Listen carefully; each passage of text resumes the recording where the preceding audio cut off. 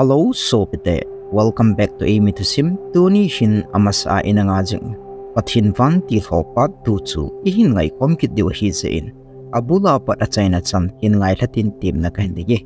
A hile han nga solobit. THUSIM chu anapan pai ngaljing ote.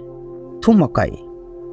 Tau na hi pathin te ki homa na hi wang. Bible ki mudong suyin. Itaw naw hi VANTIL ho koma sunga. Itia kuna chu VANTIL hon. Pathin koma agalut zidana chu Revelation bungkit chang thuma pachanga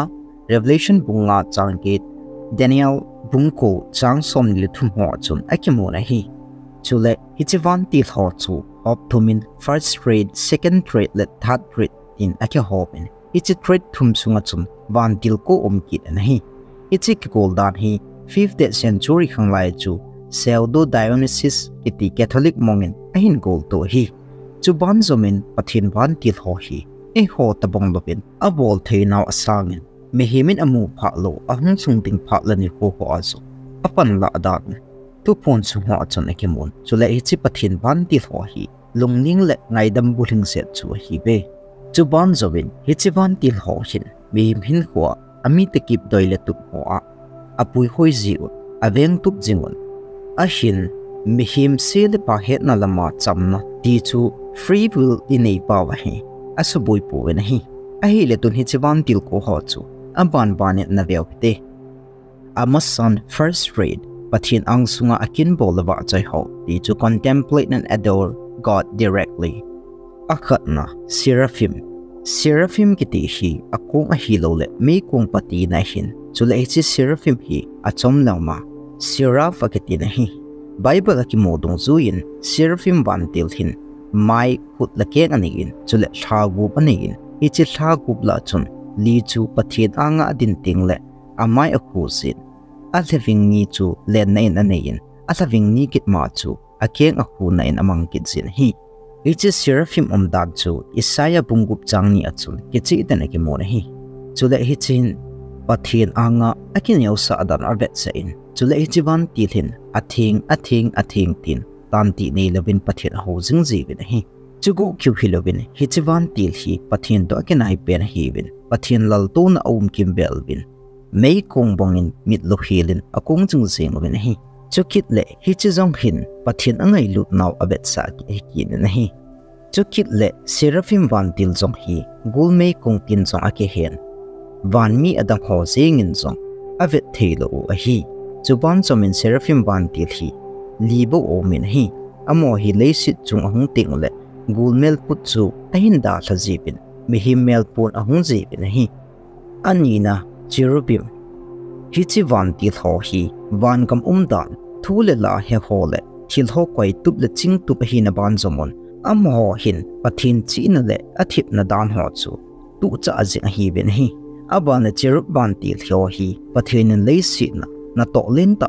tong dingin hin solchin ichi hol akhat chu hile idan hona kona mihim no do hilo le sol do chu hi masanglaya milui ho chun cherubim VANTIL agong sole alim mel umdan hi Egyptes pinskiti alu mehim KP ta asapu athanei tabunga ko thanei le mihim mel pudana na simdana chu akimon ahin vanoi mi tampin cherubim VANTIL hi nausen mel hoita thanei danin angai tun alim zong anasimji un ahin Bible Ezekiel bungsom changsom le li akona somnanga sunga chun cherubim VANTIL ho hin thani ane ibin amai jong zat li ane un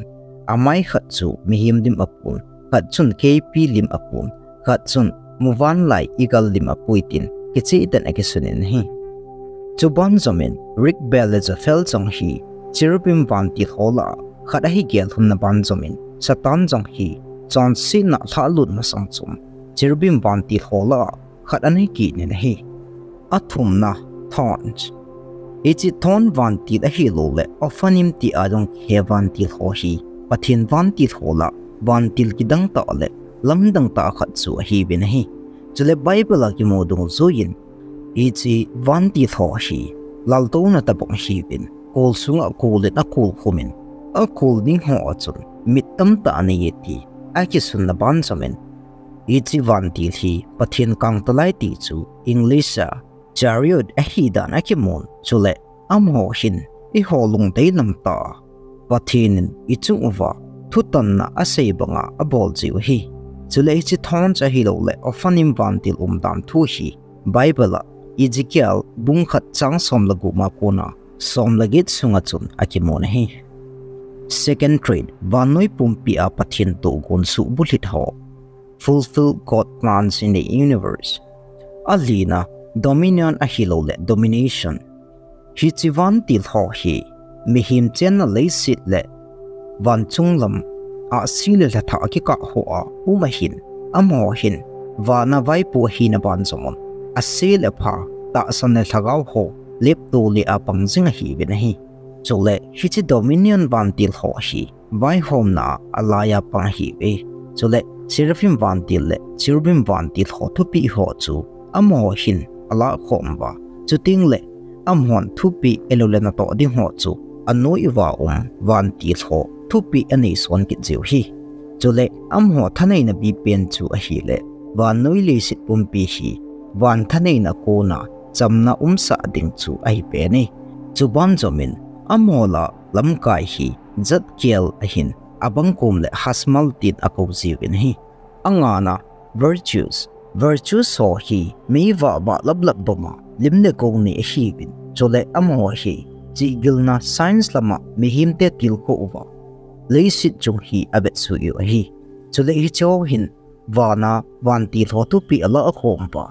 hi chu musa dinga kilo mo chunga thilki dang abolwa amusa jiu hi amo hi leisit na hungkila tingole tumging team musician lasa team artist mizan team healer le chi gilna lama hitna sang ta ni scientist in hungkila jiu ngai lu na nei ten na tong ji be nahi chule pakai jesu wana akal to zuwa ahung kila von kanga ki von vantil teni chu virtues vantil hiding in ta sanahi akupna power or authority van thamzo la power a hilo le thahat na vantil ho hi va set le ho hui kai la ta bongin aum jiu nahi chule power ho hi van le vesui chu tu lai power border patrol te bong hi bin chule pin na le thi na vantil zong hi ki na hi mi abangen ichi vantil ho hi vanoi poku la susiku diabol ho chunga zong hin via ho mo vitin ata salon ahin mi abang khat loi adia sen polit power vantil ho ta hi agilo ho hi atin hi ai pi chu hitale power vantil ho hi thipna le hetna sang ta ne hi zeon o thulam theology le ideology lampanga thumo min apang win hi third trait mihim ta ki ho mana kin bol ho interact and serve human closely asakina principalities each vanti ho hin mihim te to ki ho ma jing thena din tha ani yana hi amo hi wa ki ho ti chu english ray of light ta ba hi in chole thim jil namuna jillai ho principal part ta bongin mo po na len ta akipin imazo si chu itup chet le phata in avetup chen ne hi chupan zomin ichi vantil hin va noili situm pia nam ho hi hen gamle go ho hi zongle patti a aki vai pu tup theina dingle a hi na bonga om na din alam hil chin chule o thulam le politics lam zong alam hil kit zin leisit vetup dinga ki koi vantil ho vetup min zong apang kit ji ben hi agitna archangel ichi archangel hole vantil ho hi va noi mi hi hole thilelo to kha the ho zo si vetup le vesuya pa hi ve chule ichi vantil ho hin mihim te boina ha san ho dan thu to ki sailanga e ki tu pi thei pen cho hi chule ichi order hi bible akya min pha puin ichi ga he thi ho chu michael vantil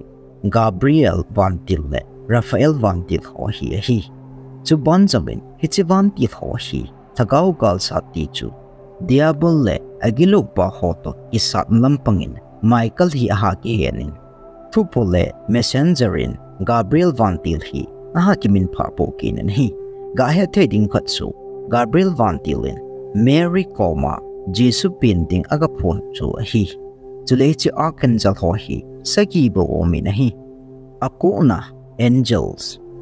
ichi vantil ho hi vantil mai main ki hezong le amo hi thagaw le ta sa mi ching tu hi lo le mi ve nga pang ti a athang pi a mi zo sit he ru vantil chu hi chule hi chi vantil ho hi vanoi mi him te la a thule la pole a pangjong ai ki dun chule mi chang veng tu ma pang ti chu guardian angel ki ti ho zong hi amu a ko na hi bin hi awan le hi chi vantil ho hin mi him te veng le hil cha in apang on pathin tha thlengin galsat vantilin zong ake ki do bin hi tun het na belap ai lo le thu belap papep anave komate akhat na vantil la a hat pen ana se pen achung nung pen hi ko hidem isaya bungup changkhana kona sagi agi modo zuin seraphim vantil hi vantil la ana se pen le achung nung pen hin chule ama ho hin pathin pa lal tu na betup le veswiya amin samphung le aba choya pang hi ve anina vantil hi zat izat ham ihan ma bangon vantil hi ku omin ichi vantil ho hin amo hi na za chomche ani yun hi athumna archangel ho hi koi ham bible le ho thu to kisai history le khabua ki modung zuin archangel hi sagi obin hi ichi ho chu michael raphael gabriel uriel sarakel raguel le ramiel hi bin hi chule chi archangel ho hi pathinin ato diu abol diu apitha so ke nahi alina vantil ho na to hi ipiham vantil zo si hi pathidin isei ma bongon ato diu abol diu apetchen ibang chun pathin ne bihim te ki ka tu pol le in apangon ichi tu ho chu thim pu ho ko ba aga thut chi an hi vantil bang chu pathin ba choili LOUPI na phongin apangon vantil bang chu mihim athi ting le athagaw la in apangon hi hiti chun pathin vantil abang chu mihim te veng tup loi hu do loi thagaw gal sa loi hiti chun ato diu atham diu akipi to ki to in atong so ke yo na hi heading khat chu dominion virtues le power ki ti ho hi vantil la kha hi so ke we na hi chule amo hi middle order apangon hi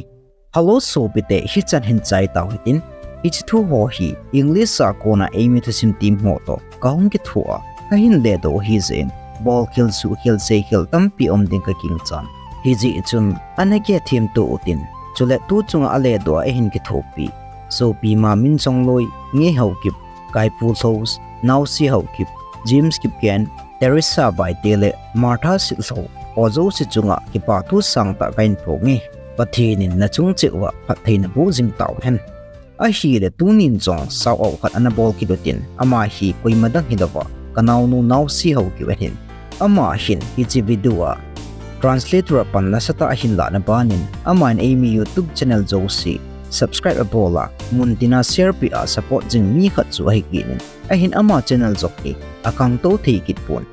hizi chun amma ngai lu le support vet sanan aling no description ka hin ko in hi chi akhun ana lut utin like share subscribe ana bol pi che uti tin tim na kai nei amban law like hi chi video translator a EIHIN pan piu youtuber nunga Teresa by de akuna hilung sit to sim ta ta akat 7-year crowds kiti chu EIHIN ngai khom ki de hi zin hi chi channel jok hi like share subscribe bol pumin ana nga jingote